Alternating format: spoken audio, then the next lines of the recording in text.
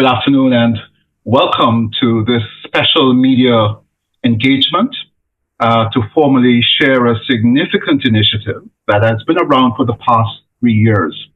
I want to especially welcome members of the media from across the Caribbean and beyond, and thank you for your time today for joining us. I'm Mark Thomas. I'm the Director of External Relations and Special Partnerships for the Caribbean Agency for Justice Solutions, one of the convening entities for the Connected Caribbean Summit. And I'll be your moderator today. On the platform this afternoon are some of the leaders of the convening entities for the summit and one of our key sponsors. Let me introduce today Mr. Bevil Wooding. Mr. Wooding is the Director of Caribbean Affairs for ARIN, the American Registry for Internet Numbers. Mr. Nigel Edwards, the Executive Director of the Unit Trust Corporation, UTC. Ms. Pettifer Lewis, businesswoman, Chair of CARITOM, the network of Caribbean Business Chambers based out of Grenada. And Mr. Rodney Taylor, who is no stranger to you members of the media, our esteemed Secretary General of the Caribbean Telecommunications Union. Welcome, panelists. It's good to have you on board. And we have convened the media to hear specifically from each of you today and to take some questions with respect to the Connected Caribbean Summit. I'd like to start off with Mr. Wooding, Bevil Wooding, the summit convener, to tell us a little bit more about the contextual beginnings of the Connected Caribbean Summit and some of the key goals and objectives. So over to you, Bevil. Thank you, Mark, and welcome. Good day to all members of the media, members of the panel. I'm really glad to be able to share with you on the Connected Caribbean Summit 2024. This meeting is scheduled to run from December 9th to the 12th, so in 2 weeks' time at the Hilton Hotel, Blue Lagoon in Miami, Florida. The event is unique in that it's aimed at fostering regional connectivity, collaboration, and innovation. And this year's theme centers on accelerating Caribbean development. And it will focus specifically on issues that I think are of importance to a number of persons throughout the Caribbean: justice modernization, digital transformation in the public sector, improving and increasing trade, and strengthening business resilience. Now, what makes the Connected Caribbean Summit such an important forum and what makes this year's event so timely is that we will be uniting diverse stakeholders, including government agencies, private sector leaders, non-profit organizations, and representatives from the diplomatic community and international bodies, with an objective to facilitate knowledge sharing, to drive specific, tangible action, and to showcase the success stories that we've been seeing throughout the region as the region presses forward on its development goals. The agenda features a mix of keynote presentations, panel discussions, the things that you would expect from a high-level summit such as this. But it also covers critical topics such as public policy, law enforcement, private sector innovation, artificial intelligence and its impact on the region, and of course, the ever-evolving landscape that is impacting development in our sectors, from healthcare and education through to tourism and government service delivery. One of the highlights that we will be speaking a bit more about today will be the first staging of our masterclasses at the Connected Caribbean Summit, and these will be hosted by the Apex Academy. So for regional leaders from various sectors exploring specific action areas that are needed to steer us from problems to solutions, there is no other forum like the Connected Caribbean Forum. The forum deals with movement from the impediments and the issues and the challenges to practical ways and strategies for accelerating advance and moving us from status quo to true transformation. Now, I know several of you and even my colleagues in the host organizations have asked the question, well, why the Connected Caribbean Summit and why now? There is nothing convenient about the timing, but there is an undeniable urgency to addressing the various issues that have been facing our region. Whether it's rising crime, whether it's debilitating traffic, whether it's persistently high unemployment or endemic corruption, these are real issues And the perception of the majority is that there is an apparent absence or lack of any relevant or sustainable solutions. The summit deliberately focuses its efforts on addressing not just the perception, but the actual implementation of solutions and strategies to overcome these problems. From a regional standpoint, if we think about it, we see islands, we see insularity. A lot of the common dialogue is around the fragmentation and the tribalism that is visible across the region. But if you take a view of the region from another vantage point, you can also see the sea, the Caribbean Sea, the thing that binds us, the thing that unites us, the thing that connects us. And it is that vantage point that those who are assembling in Miami for this Connected Caribbean Summit choose to take. We see the promise and the potential of a connected Caribbean. And we see the need to move from circular conversation to more deliberate and determined action. The summit also recognizes that at the heart of our Caribbean experience lies some very important and nuanced intersections and a balance of politics, economics, justice, social development. These nuances define our cultural experiences. But we can't address the challenges without acknowledging and exploring these intersections.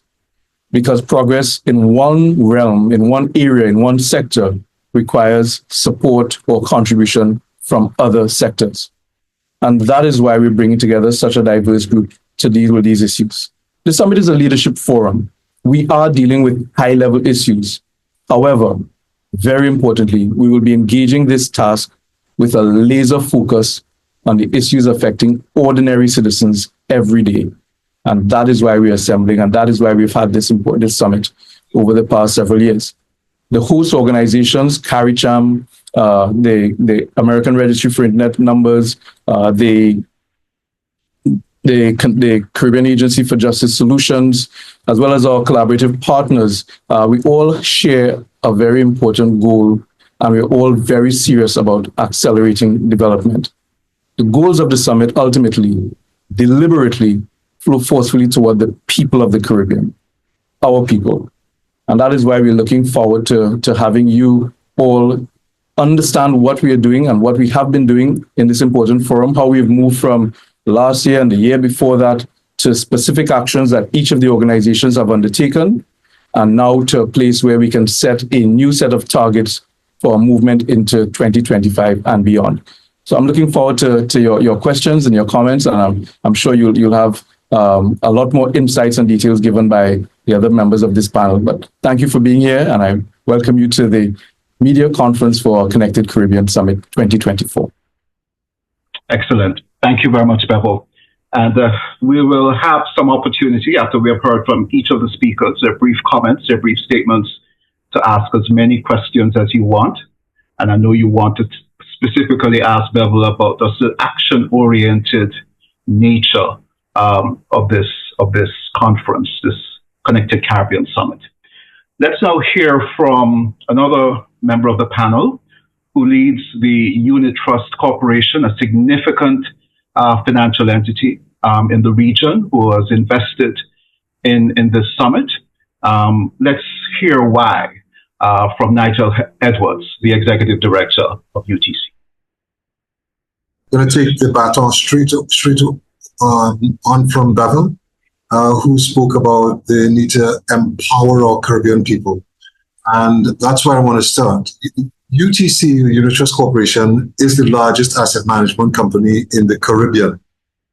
And we have a singular mission, and that is to create wealth for all. As the single largest asset management company in the Caribbean, our investor base of just over 550,000 individuals represents mostly nationals of Trinidad and Tobago. And one of the issues that we now see is the need to spread that financial empowerment, that wealth creation mandate across the Caribbean region. And so we started that expansion campaign in Jamaica last year with our partnership with Grace Kennedy. And it was because we understood the importance of connecting investment products, wealth management capabilities across the Caribbean. Since then, we've also launched in St. Lucia and in St. Vincent and the Grenadines, and many more to follow. What we are seeking to do is to bring investment capital pooled from those very small investors. Our investor tends to be the average man, and we pool those investments into investable companies. And the objective is to move beyond doing that simply in Trinidad and Tobago and across the region. It's worked well for us in Trinidad and Tobago, and we have grown symbiotically, for example, with the Trinidad and Tobago Stock Exchange here, and we intend to have a similar regional impact where we can take the pooled capital from across the region, the average man who's a police officer, a teacher, the lady who's a nurse, take their funds and bring it to the large companies or the growing and emerging entities. So our recent focus has continued to be on encouraging entrepreneurship, and we've been investing heavily in entrepreneurship development. We think that it's fantastic. It's a fantastic way to bring Caribbean-wide visibility to some of the emerging investable companies that will be of interest to all of us, and that will be of interest to some of the larger asset managers in the region. One of the things that we recognize is that it's key to integrate the various groups, whether it's governments and governmental agencies, commercial interests groups, NGOs and civic groups, and we're committed to doing our part to ensuring that there's a high level of collaboration, a high level of partnership to make this region a global player for the benefit of all our citizens. And that's what we're about. I mentioned we cover just about 550,000 people in Trinidad and Tobago. That represents about 60% of the adult population. The objective is to do that across the Caribbean, to bring impact to every Caribbean household. So thank you for that. And thank you too, Nigel. And we wish UTC all the very best. And thank you for your collaboration, which is just so essential in this regional initiative. Let's now hear from an experienced businesswoman. She leads a regional network of business chambers across the Caribbean. Pettifer Lewis, based in Grenada. She is the chair of CARICHAM. Pettifer, over to you. Good afternoon. Thank you, Mark. Good afternoon, and thank you for the opportunity to share a bit about the impact of the Connected Caribbean Summit. The Connected Caribbean Summit, as you heard from Bevil, is more than just an event. It is a journey we have embarked upon together. It's a journey of connection, collaboration, and transformation. At its core, the summit is about bringing people together, bridging gaps, sharing best practices, and driving meaningful, lasting change. One of CARICHAM's primary areas of focus is business resilience, a critical priority for the private sector in our region. During last year's summit, the Acceleration Action Working Group brought together private sector stakeholders to identify actionable recommendations.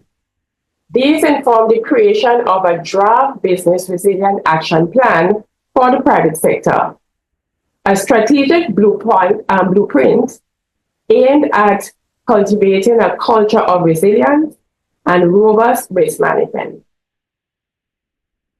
The goal of this action plan is clear. It is to equip the private sector with tools and strategies to adapt to change, mitigate risk, and safeguard against potential disruption. Central to this effort is fostering the adoption of comprehensive disaster risk management best practices across the Caribbean. Through collaborative efforts with CARICHAM's extensive network, the action plan positions the private sector as an integral player in disaster risk management at both the national and regional levels. It is supported by capacity building initiatives and technical assistance to advance disaster risk reduction, enhance risk knowledge management, and build a more resilient private sector, one that can not only weather disasters, but recover stronger. We look forward to sharing an update on these initiatives at this year's summit. However, I'd like to highlight a key milestone achieved earlier this year.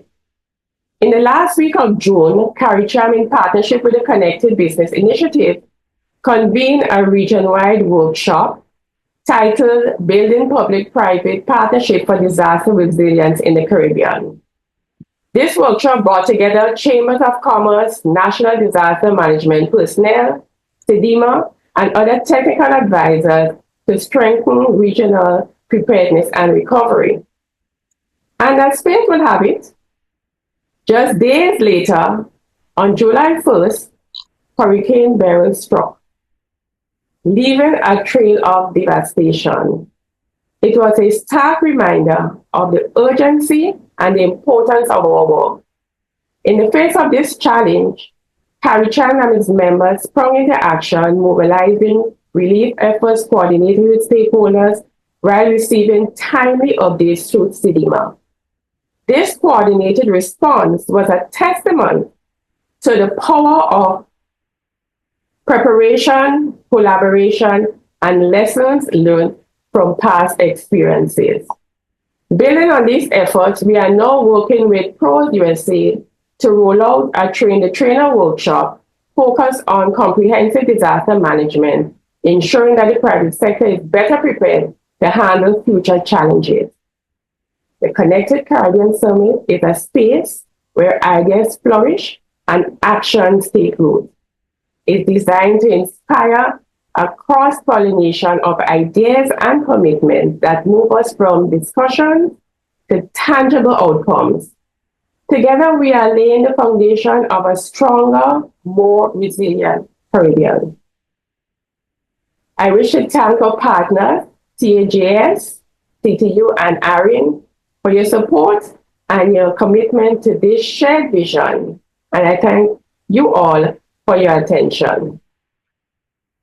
Thank you very much, Pettifer Lewis, the chair of CARICHAM. And now our next panelist heads the Caribbean Telecommunications Union as the Secretary General. The CTU, as you all know, my colleagues in the media, is about robust Caribbean connectivity. It's also about robust Caribbean connectedness. And so we're very happy that SG Rodney Taylor is with us. So let's hear his perspectives on the Connected Caribbean Summit. Over to you, sir. Thank you very much, Mark, and thanks for the opportunity to just share a bit of about the CTU and our role in the Connected Caribbean Summit. We have been there from the beginning, happy to support the union and the CTU. Is self-explanatory. It speaks about connectedness in itself. It speaks about unity and collaboration within the member states of the CTU, who are mostly member states of CARICOM. So we have 20 member states, and our job as a specialized institution of CARICOM is to promote harmonization of information and communications technology policy within the region. So to ensure that as each member state focuses on what is important to them at the national level, that is connected to a wider regional strategy, and that strategy is also connected to in a global context where policy is also being developed, standards and technology is moving at a very rapid pace. Of course, so we coordinate regional projects. We ensure, for example, that there's resiliency in the undersea connectivity between our member states. We've worked in the past on World Bank funded projects, for example, that promoted connectivity between the smaller islands of the OECS countries. We focus also on capacity building. We ensure that our ministers, our policymakers are given exposure to new and emerging topics, such as artificial intelligence, such as 5G, such as next generation networks. And so the Connected Caribbean gives us an opportunity to do that further. We have representation from some of our members. In fact, the president and vice president of the CTU, we expect them to be there as well. And of course, representation at international meetings and conferences, as I mentioned, where policy is being developed. Because while we have national priorities and regional priorities, it's very important to understand what is going on globally where the technology is trending, the implications, for example, of AI and things like the Global Digital Compact and commitments in terms of ethics and AI, commitments in terms of capacity building for developing countries. And I noticed there will be a masterclass on AI and the Connected Caribbean Summit. So we look forward to that as well. And one of the things we do is we perform an industry watch. Again, what is going on in the industry? So the players, the business community, the telecoms providers, what is happening with them? How are they adopting new and emerging technologies? And what are the implications for job creation, for growth, for competitiveness in the market? One of the things, as you know, we did in 2022 was the dramatic reduction in roaming charges within CARICOM.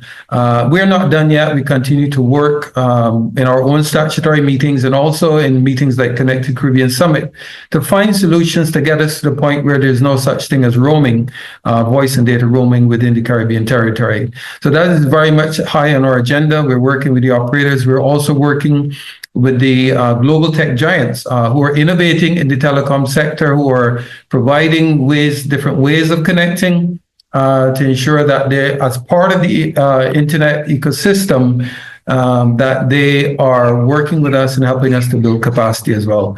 We continue our work in building internet exchange points as part of our building resilience within the region. We work not just within our own member states, but we executed successfully a project to implement internet exchange points in the French overseas territories.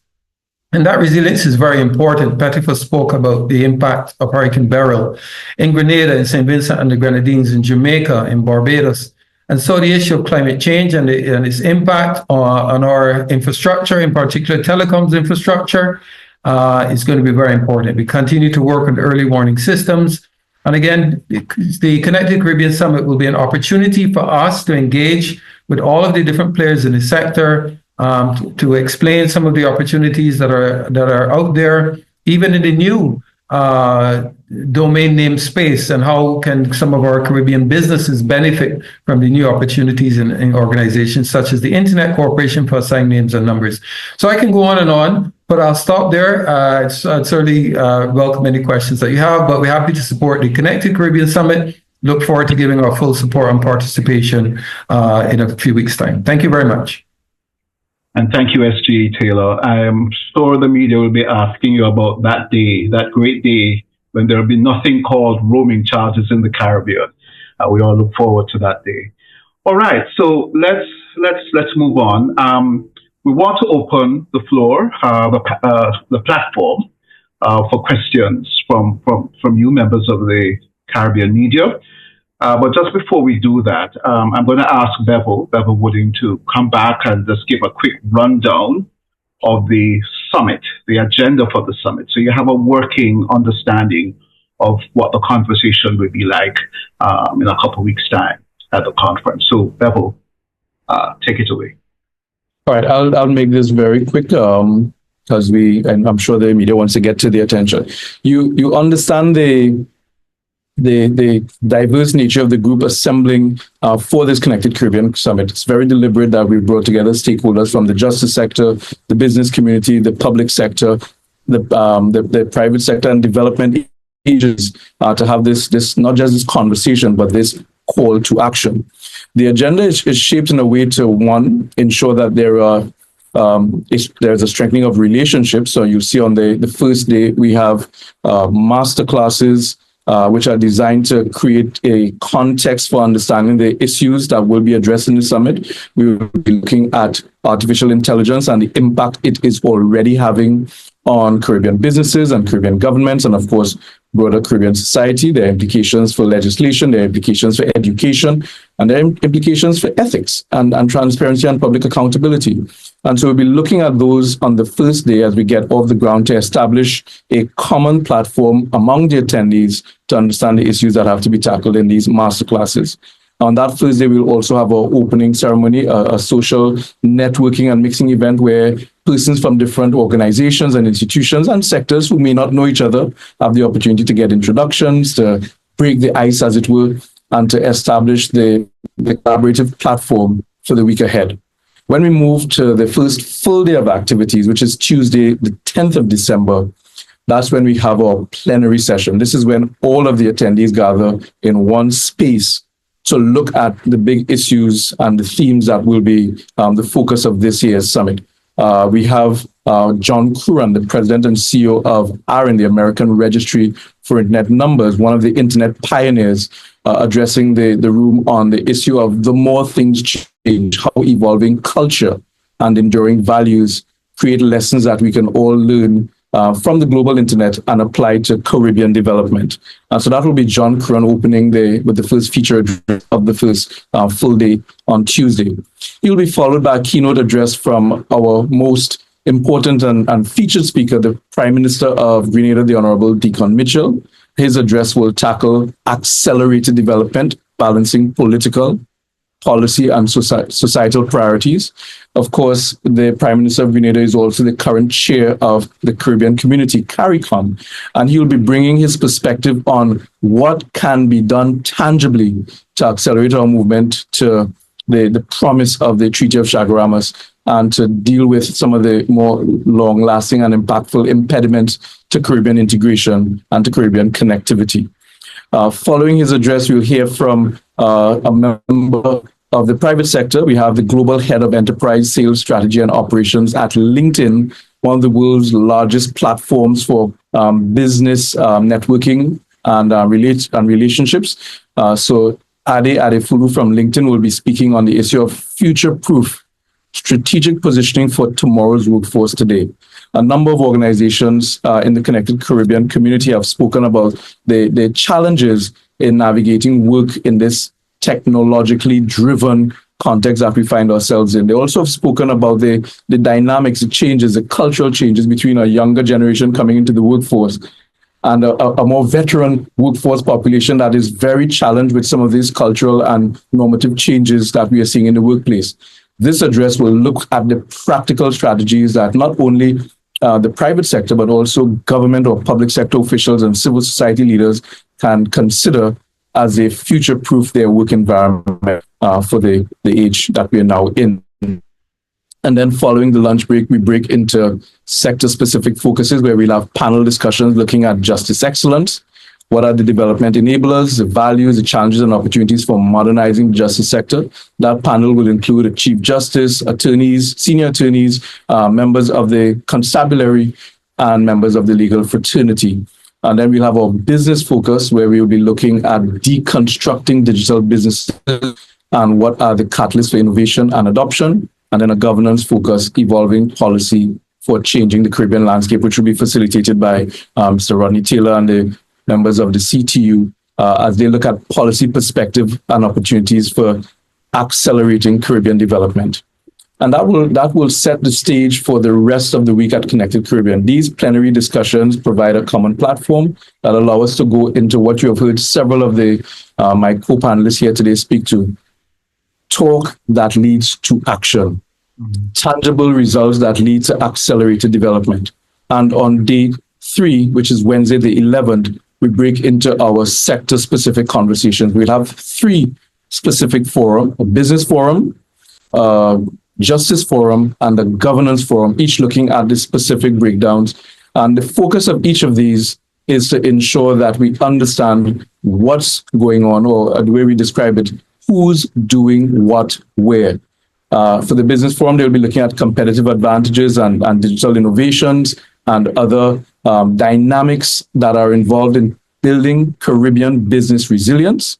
We'll have our Partners in Action section in all of the fora where we'll understand how the different collaborations are taking place in different sectors to ensure that the region is moving forward. And then each of these fora will wrap up with specific obligations or next steps that take the organizations that are convening organizations into a place of responsibility for ensuring that what is said is what is done. And that is what we're going for inside of the structure of the forum. On the last day, we reassemble as a plenary group, and we have the presentations of what was agreed upon and what was set as priorities in each of these fora, and then the signing of MOUs between organizations that are committing to specific action and to specific partnerships to accelerate and advance Caribbean development. I know I've gone quickly, but I just wanted you to get of the day. And there'll be time in the questions and answers for us to drill more inside of it. The focus will be on some of the more contemporary issues like improving trade, addressing artificial intelligence, dealing with the cybersecurity threats that face the region, looking at the policy considerations that allow us to create the environment for change and modernization and development that we are seeking. And of course, the practical actions being undertaken by Caribbean organizations and Caribbean individuals to ensure that the region keeps moving forward. Mark, I hope I've done justice to the agenda in the time that you've given me. More than justice, Bevil, and thank you for just underscoring the intentionality about the action-oriented ethos of this event. I know the media, it's impatient of debate. The media covers regional meetings ever so often, and I know the media wants action, not just talk. And I think they will get that at the Connected Caribbean Summit. And so we invite members of the media. Let's open the panel so I can see everybody. I think we have over a dozen media professionals from across the Caribbean with us today. And I know many of them may want to come to the summit, so we can have conversations outside of this meeting about that.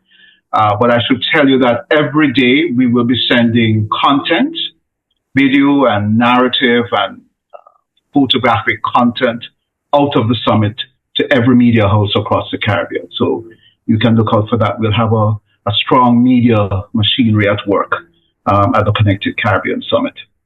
So let's open the floor. I have some questions inside the Q&A box, but if you have a question, please raise your hand now so that we could see it. Let me ask this question that came from the Gleaner in Jamaica. The summit is focusing on wide-ranging issues, and as Bevil articulated, there's need for regional cohesion and collaboration. What are some of the areas where these collaborations are needed? What are some of the actionable areas? The low-hanging fruits, if you may. Have you put some timelines in mind post the summit? So, Bevil, you want to take that, and maybe your colleagues from CTU and CARICHAM might want to follow up. Over to you. Sure. Totally good question. Thank you for the question. Some of the key areas for regional collaboration and cohesion that we're looking at would be digital infrastructure development. I'm going to just go through the list, and my colleagues can build on it. Cybersecurity and data privacy, responsible adoption of artificial intelligence. There is a huge emphasis and focus on educational capacity building and a recognition that this cannot be left simply to ministries of education. Every sector has a specific set of skill sets and work demands that the machinery of educational capacity building, particularly professional or let's call it post-school capacity building, should address, and we'll be looking at some of those strategies and best practices. We want to look at trade and economic integration and improving and strengthening that, particularly harmonizing trade policies and streamlining customs and logistics processes. Of course, two other large pillars would be public policy and governance, aligning the regional policies in the area of digital transformation and innovation, particularly because it plays a part in the development and acceleration and modernization of every single sector.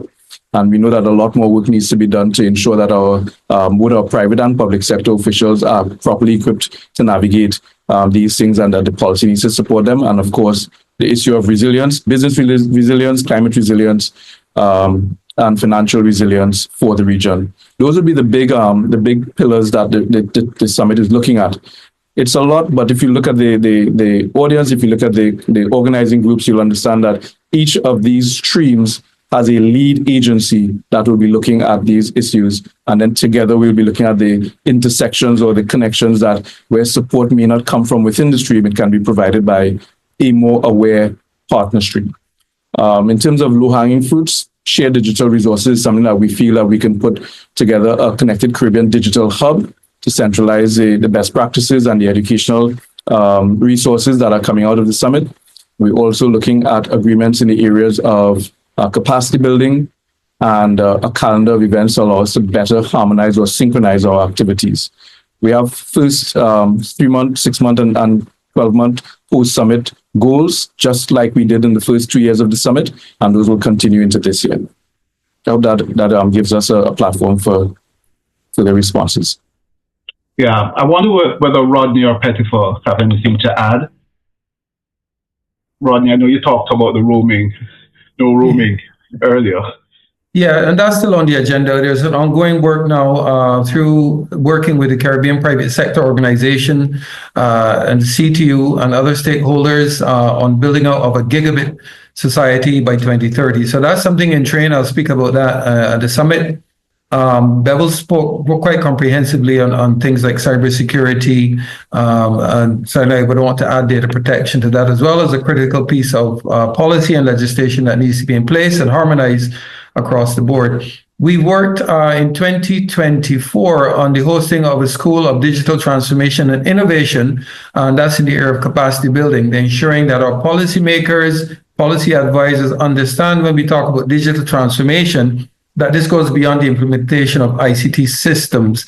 And this is more comprehensive in terms of how it's able to transform society and businesses. So we'll be hosting again in 2025 with the support of all the partners, which includes ARIN, includes CAF, the Bank of Latin America and the Caribbean, LACNIC, the Internet Society, and many others. So that's something that's in train. Again, I'll speak more about that in the summit. And the inputs coming from the summit will also help us to shape the agenda for that capacity building program that we hope will be done on a continuous basis and with the support of all of the partners that I mentioned. Thank you. Pettifer? Thank you, SG. Thank you, Mark. I just want to reiterate that there's that constant thread of capacity building that we're focusing on in many areas. There's quite a lot that we're doing, and we don't have enough time here now to talk about it. But with attending the Caribbean Connected Summit, you'll get a lot more information. And also there's a pledge of updating people during the year in terms of the things that we are doing. So to keep people informed and to keep the Connected Summit alive. Okay, great, Pettifer. I was going to ask you to comment, Nigel, but I see a question from the Trinidadian press. So I think it's mainly for you. Both Nigel and Bevil have mentioned business and financial integration in the Caribbean. However, each island faces different barriers to achieving that goal. What steps are crucial to addressing each island's need, and how will this be addressed in the summit and beyond? Will you have a comment on that, Nigel? Sorry. Yes, I'm so anxious to sort of preempted you there, Mark. But I think this is one of those instances where collaboration expresses itself in reality.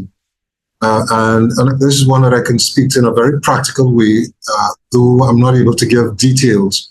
But I will give an example of something that we are working on at UTC that will have sector-wide, certainly financial sector-wide impact in Trinidad and Tobago and potentially across the region. And as a very practical step, one of the things that we've started doing is it's not just speaking amongst the stakeholders in Trinidad and Tobago, but I've actually reached out and met with the Eastern Caribbean Central Bank to share with them how we can impact their region. And I'm scheduled to meet with the banks in both Barbados and Guyana over the coming weeks. And there are very practical ways that we can make this collaboration work, because some of the commercial ideas, thoughts that have impact for one territory will have impact for others, notwithstanding the slightly different sort of legislative or even regulatory environments in each territory. And another example, in one of the things that we have noticed in Trinidad and Tobago is 75% of the residents of Trinidad and Tobago recently responded to a survey indicating that they actively save their funds. But of that, and this is not a joke, 82% of them said that they save their funds under the mattress, right? at home. And that's a massive opportunity. And I imagine that if you poll the rest of the Caribbean, you may see something similar. And so having some of the answers to the challenges that will drive people to do that is, I think, a regional lesson that can be learned, distributed across the region. And that's something that we have started implementing when we go talk to our customers in St. Lucia, in St. Vincent. And so just having a presence and physically interacting with the agencies, with the regulators, is a very important first step.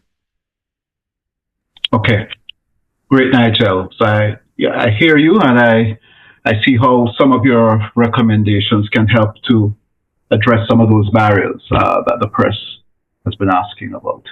I think we're like out of time. I'm not seeing any more questions coming in from the press. So let me just thank the journalists for being here today. We've put up on screen QR code. We'd like you to just scan it. And this will take you to the Connected Caribbean website, where you will find everything that you need to know about the summit. You will have sight of the programming, and you'll be able to track from day to day. And remember, we're going to send you content out of the summit every day, so that you can have for your reporting, for your analysis. And we will also make members of this panel, we'll ask members of this panel to be available for interviews if you want on your various radio programs, television programs, news shows, to interrogate this whole matter of a connected Caribbean even more. That's what we're after. We need to start this massive conversation inside of our region, because we know connectedness is the key to our future development. We will go nowhere too far if we're fragmented. So we want to thank you for being here, members of the media. I think we had over a dozen members of the media joining us. Thank you. This really means a lot to us that you took the time out to be with us today. So remember, December 9 to 12 at the Miami Hilton Blue Lagoon Hotel, Miami, Florida. That's where we will be for the summit. And we hope, if you want to come, please call us. I'll be your point person. You can reach me.